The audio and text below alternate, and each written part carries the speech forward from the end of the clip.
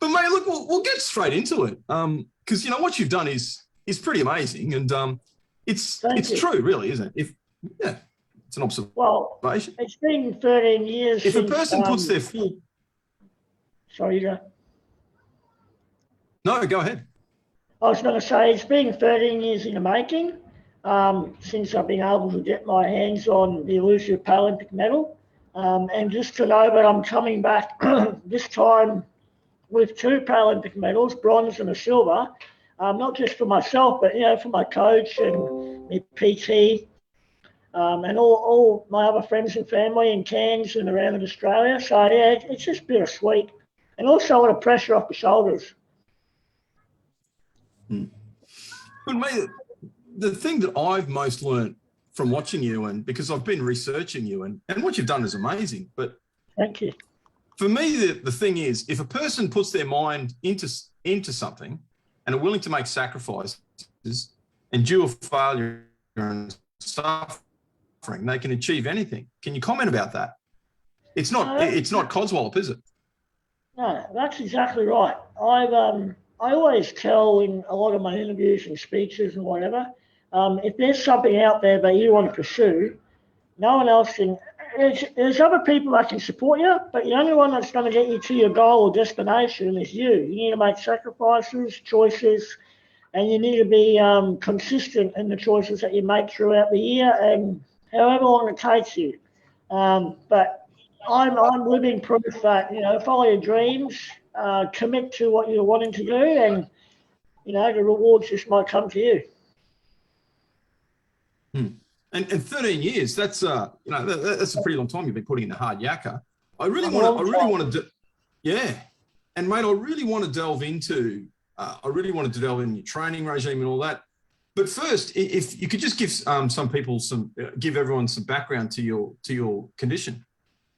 So I have a rare form of dwarfism called dystrophic dysplasia, and it's a 1 in a million chance of 2 random people meeting, having the same gene, and then producing me. So I always make a joke about my parents. Their chances of winning the lottery is gone because they got me instead of winning the lottery.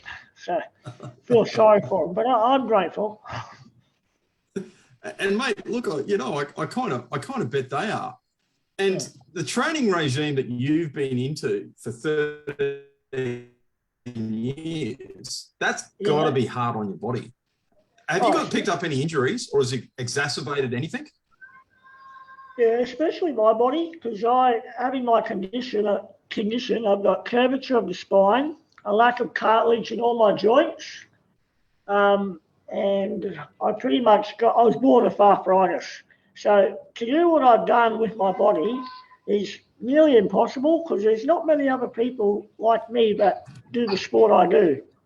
So it's very harsh on the body, but I'm someone who's very stubborn, and I don't listen to a lot of the times when my body's saying, help, I need a rest, blah, blah, blah. I just keep going because at the end of the day, as long as my body's there with me, we'll make it to the finish line. But if I give up and stop trying, well, I'm not going to be able to say I had to go or be able to be in a situation like I am right now. Not quarantine, but a dual Paralympic medalist.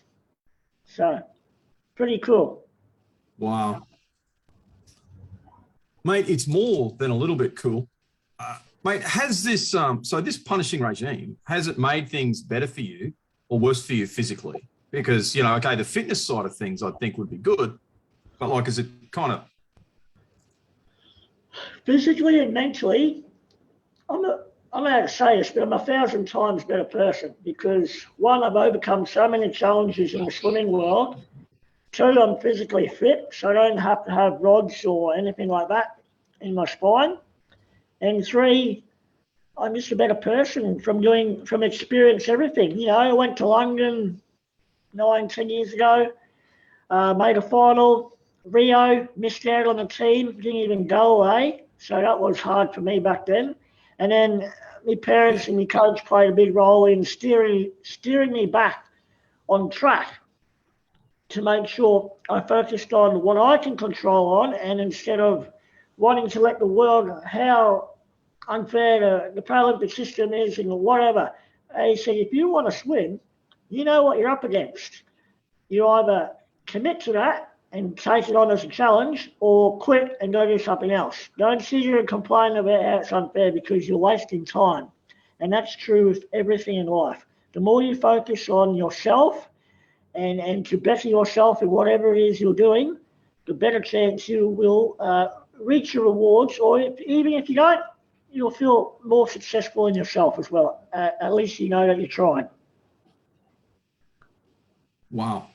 And that's actually jumped forward to a question that I was going to ask you further down the track, but there is a real narrative to your story, and I'll come back to that in a moment. But society, society is structured around the idea that there is an average height, obviously. So it means that there's things that you can and can't reach. And I notice your hilarious videos. And by the way, which one's your favourite? You've got to get on. I love the swimming one. I love the washing one. I love them all. You know why I was late to this interview? Because I'm currently in the process of doing another one. I'm giving you a snippet of the set. Whoa. I'm escaping. Don't tell anyone. That's why I was late, to be honest. I was creative.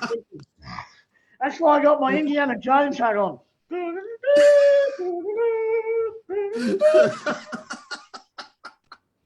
I don't have bigger curtains on the wall in here, because they'd be deaf by now. And all these people kind of yak at you, drive me balmy too. So, and those videos, obviously, you're kind of making them for yourself, but the public love it. Like it's that funny. Well, funny you say that. It's more because I'm not someone who's self-obsessed with myself. I've always been someone that will share stories, but I did the first one where I did the chin-ups. And then there's a lot of people in New South Wales and Victoria that are sad and depressed because of the COVID time we're in. And so many of them are like, oh, just keep putting stuff up, We come home and we watch your, I even have couples going, oh, we come home and have dinner, and me and my partner, sit down and watch your episode. And otherwise, it's not an episode, it's me carrying on like a pork chop. But that's how I look at it. But I'm actually creating something for someone to enjoy that's less fortunate and, not having the time of their life in their apartment. And, they obviously don't have a crazy brain like me that thinks of random crap. Yeah. So it's, clearly swimming isn't the only talent you've got. Swimming and, swimming grit and determination aren't the only kind of cool things that you've got. Yeah. And with the inspiration, I want to come back to the, actually, look, I'll do my there's so many people today who expect, in fact, they kind of demand the world to mold around them. And they get angry that the world demands anything of them. They want to have perfect conditions before anything is asked of them. So what do you say to people like that, like in a kindly way to kind of inspire them? Well, I think a lot of people are afraid to get outside their comfort zone. And when you get outside your comfort zone, that's when you learn things, you make mistakes, you learn from mistakes. And also you become a person that, you get better at resilience. I learned a lot of resilience in 2016 when I missed out on Rio. But I always say when you step outside your comfort zone, it's a good thing. It means that you're learning and you're moving on in the future. You're bettering yourself, because I have a thing when I do motivational talks where I talk about everyone's born with a certain hand of cards, and we've all got choices in life on whether to fold, call, or to raise. There's a lot of people that fold, and then the majority of the people like to sit there and call and sit back and play the safe card and take no risks. And then there's another, 10, 20% people like me that like to raise and make something from nothing. And that's what I try and motivate people to achieve when I do my talks. Because life is too short, hence me, to sit there and do nothing. And well, and look at Rio. That must have been a real big kick in the old. Kick in the old game. I won't. It hurt. I'm just going to have to sit there and watch. Yeah. Like, so what happened with it? Like, I understand the basics because I've done a little bit of research, but tell our listeners how it worked and why you missed out. Well, 2015, I went to Worlds, won a silver medal. So you'd think that I'd be on track to hopefully go into the Paralympics. But obviously, every Paralympic year, I won't go into full nitty-gritty details, but every Paralympic year, certain people like to show up and don't swim in the middle of the Paralympics. So like all the world champs and Paralympics. And unfortunately, China, Ukraine had a whole heap of people that rocked up and pushed me down to seventh. And therefore, obviously, at the end of the day, I wasn't fast enough, but these people come out of nowhere. And sometimes, we sit here, this is what I used to do, sit here and debate whether or not, it's better in the class or whatever. But that's where, back in 2016, when I missed out, I knew what I was up against. And that's what my parents said. You can keep fighting this battle, you'll probably never win. And if I was still there, I probably wouldn't. But I was taking a chance that something would happen with the classification system, and there'd be an opening. And then if there was, as long as I was there, being a competitor, which I was at Tokyo, I was there to collect the parcel. And that's what I did in Tokyo. One of them went for sport, one of them went upper class. So I'm glad I hung in there and waited for stuff to happen. But, Paris, it could be different, it could be the same, who knows? But it's up to me to focus on what I really want. And I wanted to still swim and push towards winning a Paralympic medal. So I'm very happy that I didn't give up back, 5 years ago. And I'm glad I stuck it out because, hey, it's pretty awesome now to sit here and say I'm a dual Paralympic and dual Paralympic medalist. Now you've recognised that there was a number of people around you who were assisting with that, your parents and your coach. You're always thanking them. And I got to say that having watched quite a few interviews, that they're proud to just be associated with you. But what do you do mentally to overcome that? Like, that must have been a real time of doubt and despair. What did you do mentally? I wanted to bring up current affair and tell everyone, but that wasn't the answer. The answer was me. Do I want to keep swimming? Yes. Do I want to get better? Yes. And I've ticked those boxes over the last 5 years. I've swam faster. I'm older now than I was back then, and I've swam faster. So I don't know how that works, but with age comes experience, I guess. And I'm just trying different things. And one thing that I tell everyone when I talk to people is my coach and I are like sponges. Put the sponge in the water, get all the water, squeeze it out at the end of the day, and keep the bits that you want to keep, and the bits you don't want, throw them away. So forever, each year, we're doing that, learning bits and pieces, and the bits that work, we bring on the ship with us. The stuff that doesn't, we chuck it overboard. So always be learning throughout your career, no matter sport or work or whatever it is. That is the nature of sacrifice, really. I mean, Yep. When you say it, of course, we think of the old term of stabbing animals to death and all that sort of thing, but it means giving up things that you want to do, and it also means giving up parts of your personality. It means having to stab to death the naysayer in your head, and I think that's the toughest thing to do for a lot of people. I really want to come back to the classification system, and we'll come back to that later. But can you tell me what started this burning desire to swim? What started this fire in your head, mate? Like, what happened with that? So I originally started in 2000 and swam to 2002. The year 2000, a Canadian Paralympic team showed up to my pool in Cairns, and I think that started the light in the tunnel. And then I swam for 2 years. In those 2 years, my long-term goal was always to represent Australia at Paralympics. But unfortunately, after 2002, my coach at the time left to Melbourne. And then I left for 5 years, got fat. I looked like Jabba the Hutt. And then I come back in 2007. But swimming is good for me medically, as in therapy-wise. And two, I can be competitive in it. Now, saying on that, so you seeing the Canadian Paralympians that's lit a little bit of a fire in your head. Mate, you've passed it forward. You know that, don't you? Like Ahmet Kelly saw you in 2008, and he's on record as saying that after seeing you and the other para swimmers, so it's not just you to give credit, he thought to himself, well, this is something I can do. And there's been a number of other events and other circumstances where you've been part of you talked about inspiration in you. Like you said, it's you got to make the decision, but there's a whole bunch of people supporting you. So I suppose you could call it a web of inspiration. You're part of his web of inspiration. Your coach also says, and he's on record because I've watched the interviews, that you're a role model to the people that you swim with. And the media coverage outlined how you inspired Cole Pierce, who got anxiety right before his race. And he specifically said that, the image of you collecting your medal helped calm him down. Mate, and there was that, you shouted out to a mate in one of your interviews. Jacob Templeton. You said you're going to out to Jacob. Yeah. You shouted out to Jacob.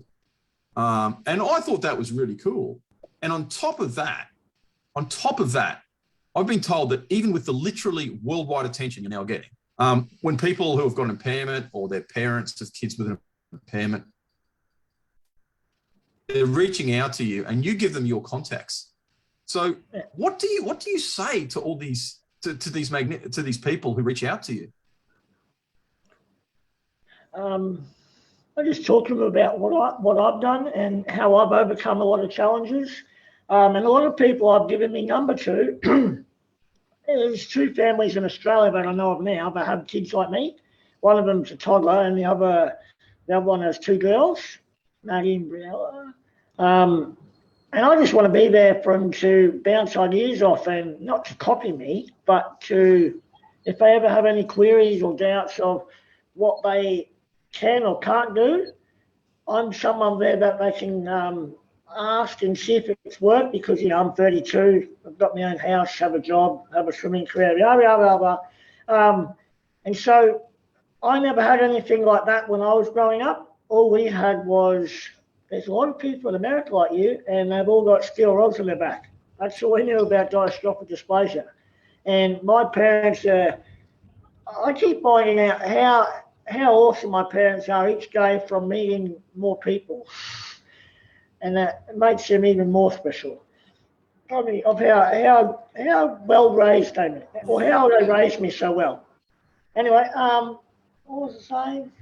But yeah, pretty much just I'd be there for support, and if they want to talk about anything, I'm there, because I never had anything like that growing up. So I sure know it's very helpful having someone you can say, hey, how do you learn how to drive your car, or how do you get on the toilet, or how do you mow the lawn, or how, stuff like that. And I can go, blah, because I love talking. And how you're talking about, international status and all that. I'm still the same average local midget I was before I come to Tokyo. I think that's what people like me. I'm just the same person. I'm no one special. And I think that's why I've handled myself so well, because of the trenches I've been through, like Rio and so on, and the challenges I've had to overcome growing up. I've built a lot of resilience and a lot of experience from everything I've done, and it's actually, if anything, made it more enjoyable to win the medals 13 years later, because I've got all this experience on board and I've done so much, and I can really appreciate what I've done here at Tokyo. But yeah, I'm just like you in the flesh, just pinch myself. I'm still the same person. I can't wait to go home and get on a quad bike and burn out or something. But yeah. Yeah, that's right, mate. But I like to give back to the community. I don't like to support. Oh, mate, and you have. Like you've paid it forward big time. So it's not just what you've achieved. For me, it's not just what you've achieved in that level. It's the fact that all of these other people, the kids that you're swimming with every day, they're looking at it and going, yeah, all right, he can, I can, I'm going to do this, and that's that's kind of cool. And your coach actually, I'm not acquainted with him, but watching all the interviews, mate, he strikes me as a pretty. I'm thinking that he wouldn't pull any punches. Is that the case? I think you broke up a bit. Say a bit before the punches. Oh, sorry. I'm thinking your coach isn't the sort of guy that would pull many punches. Have I got that correctly? No, he pulls a couple, but we joke at each other, which is great, and that's why we've been together for 13 years. We've been together than the average married couple in Australia. He respects me, I respect him, but we both hang shit on each other. Yeah, it's perfect. And mate, I think he summed it up perfectly. I wish I had said this. I love what he sent you, because apparently he sent you this message, words to the effect of, and you can correct it, you're the toughest, fittest, mentally toughest person I've ever coached. I think he said kid, actually, the mentally toughest kid I've ever coached. You're in your 30s and somehow you're still a kid to your coach. You've got this and you're a warrior. And mate, that would have felt pretty good. When I got on to the camp and then coming over, obviously we had 2 weeks in Cairns with our away coach, and then over in Tokyo had the same coach. And I must say, the coach I had, he's a great bloke, but there was no let me hold your hand or let me show you what to do, any of that. But I was with him because he was a hard coach on his swimmers, and I wanted that. But I didn't need baby footing around because I've already done the hard work in here and physically with my coach Herbie and my PT Karina. I've already done the work. So it's not like I was going to get faster 2 weeks before the games. I was just maintaining with him. And then I knew what I had to do. And each year from 2016, I must say, I've been getting more and more confident because I'm focusing, like what I said when I decided to swim again after 2016. I focus more on me, and that way, when you take control of your body, you know what to do when you're a little bit ill, or if you're tired, you know what to do and how to figure it out. And I must say, being an older athlete has those advantages. You don't feel as young as you used to, but you can understand how everything works a bit more. And on that leads really well into, I don't really have an understanding of how the classification system works. Would you mind giving us a brief overview of that? So you got S1 to S10. S1 they call, they've got no arms and legs. Might call them bob or something. They bob up and down in the water. And then you've got S10, who might be missing a hand or a foot. So obviously, the higher you go, the more function and limbs you have. The lower you go, the less limbs. But they've also, so you have your physically disabled people, which are missing limbs or something, and then obviously you've got cerebral palsy in there as well on different categories. So I won't go into too much detail, but Paralympic sport will never be completely fair, because for it to be fair, I'd have to be racing a pool of people like me, and I'm the only one like me that's swimming. So it's never going to be the same, but obviously, like I said in 2016, focus on what I'm doing, focus on the process. The outcome might possibly come. Don't cry if it doesn't, but hey, you've had a go and you've tried. Well, you're right. That raises an interesting concept, actually, the concept of fair, because really every human being is born with certain advantages and disadvantages. Yeah, some people might say that you were born with the advantage of mental toughness. Some people are mentally more. Yeah. I think it is unfair for a lot of people out there, but that's what makes the world go round. We need Fruit Loops, otherwise it's boring. Yeah, exactly. And you think of what's happening in society. We're going off on a tangent. This isn't one of the questions that I was going to ask. But you're kind of thinking, one of the big narratives in society that genuinely troubles is that people are kind of told a certain disadvantage will stop you from doing anything in the world. I don't know if you've seen that video that went through Facebook about from America, and it was African-American kids. They asked all these questions if you've never been to a library, if you're from a single parent family, you're at this disadvantage you can never achieve. And basically the implication was you can never achieve. these high rates, like a university degree or whatever it is, because you're too far behind. Life and circumstances just disadvantage you too much. And it's not that we don't recognise the reality of disadvantage, because it's real. I mean, no one can speak about that better than you. But everyone has their own crosses to bear. You know what I mean? And in some ways, you've got advantage over other people's because you're tough. You know what I mean? And who might have been born with the same kind of physicality of you, but they don't have the mental toughness. So what's fair? You know what I mean? Like you're talking about the cards. That's such a good analogy. The cards that were dealt. It's like, oh, you got these genetics, you got this intelligence, you got this and this and this. You know, that's kind of random. But what you do with it, that's up to your free will.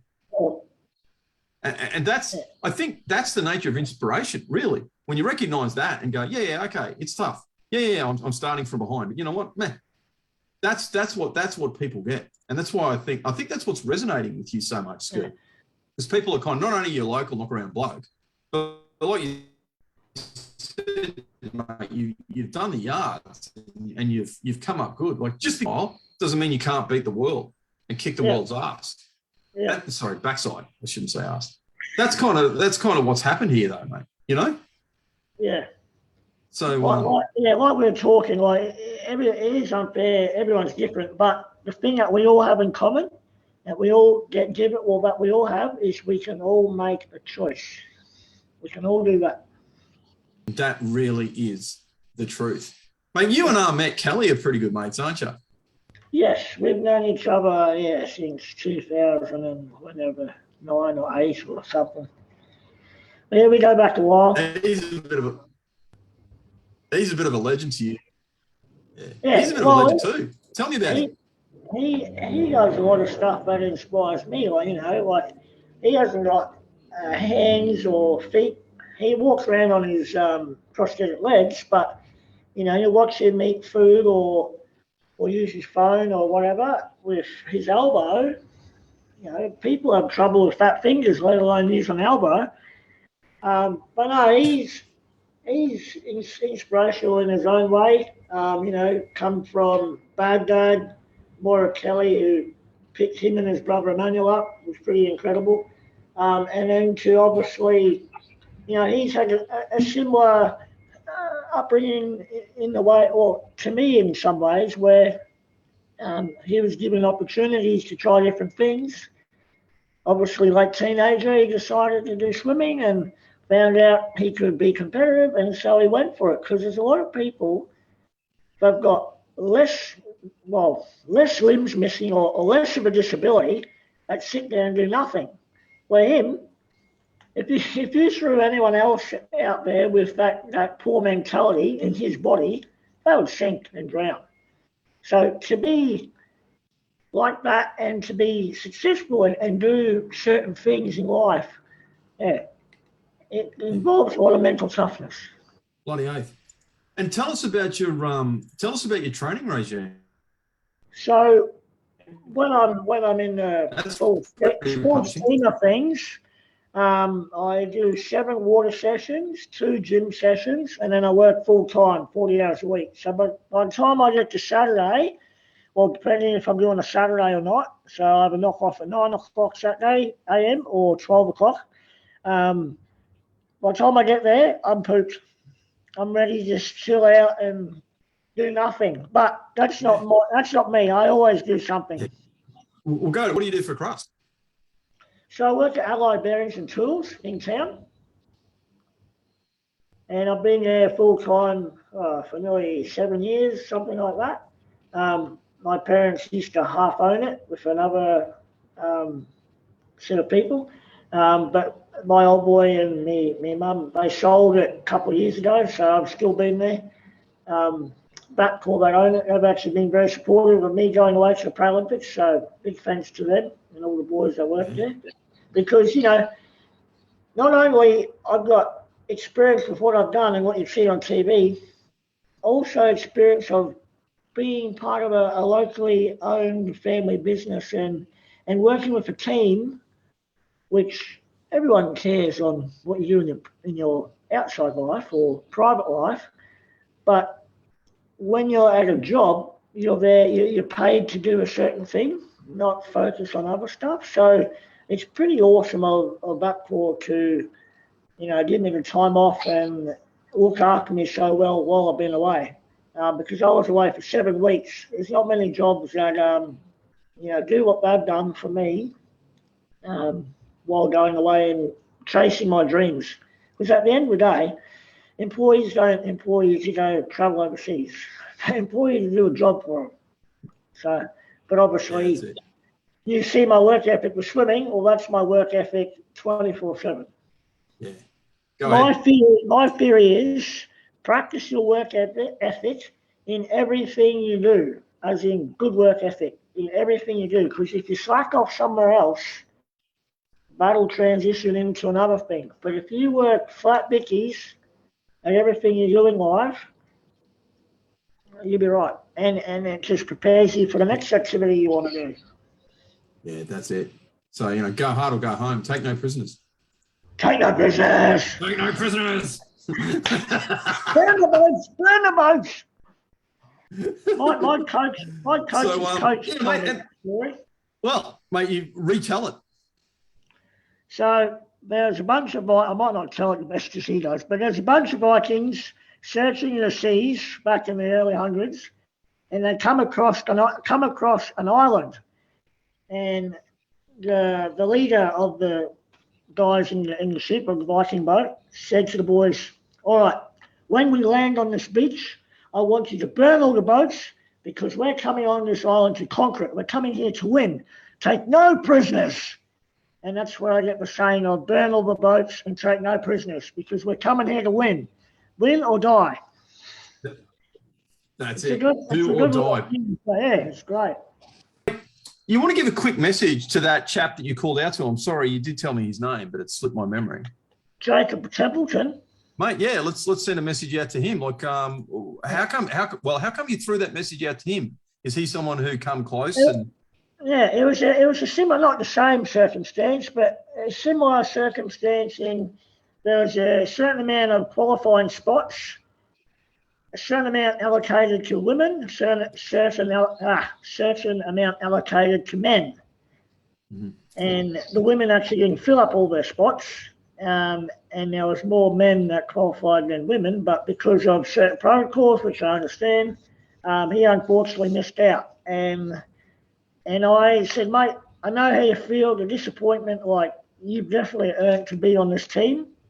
And that's why I was so more than happy with myself to scream that out there, because my coach come up to me, his coach who's on the team, come up to me and said, we didn't talk that much, but he come up and said, it's good. Thanks so much for saying that. That means a lot, yada, yada. And I said, mate, he's a good friend of mine, and I just felt for him because when you put your heart and soul into something, because I remember what it felt like in 2016, it's terrible. Like, I should have been on that plane, but at the end of the day, I wasn't fast enough and I wasn't going. And in my head at that time, I was like, listen, if you can just recover yourself and pull it together and do well, make Tokyo and maybe win a medal, think about the story. And I remember myself telling myself that, and the part that wanted to tell everyone that everything's messed up was like, no, I want to go now. And the other part was like, no, let's just push this out. It'll be a killer of a story. But in that point in time, it's very hard to accept it. And that's why I reached out to him. And if anything, that would have made, well, he did make his day because he called me after that race and, he was supporting me anyway, but he felt a lot of love from that. And I knew that would have helped him get through what he was going through while watching the Paralympics. Yeah.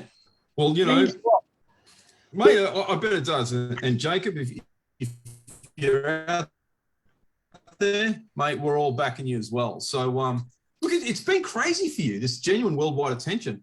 And you got to tell me about the supermodels. You have to tell me about the supermodel. It was only Erin Holland. Apparently she's from Cairns. She's on SAS. Yes.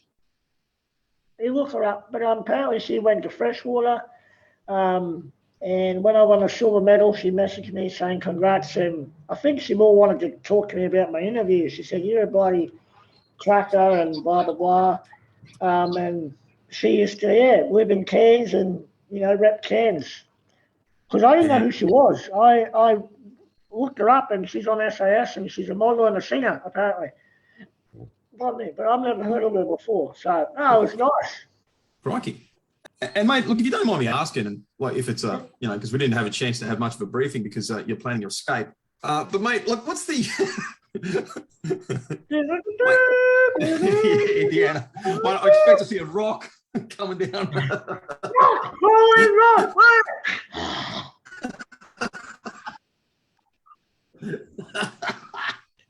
Hey, they're gonna redo it too, and apparently they're gonna have a Sheila as Indiana Jones. So it'll be interesting to see how that pans out. Yeah, but how's with the dating kind of I thing? go fine, but I think I'm my own worst enemy. I have no problems talking to women or anything. But over my lifetime, all the birds I've ever liked, they've just been friends.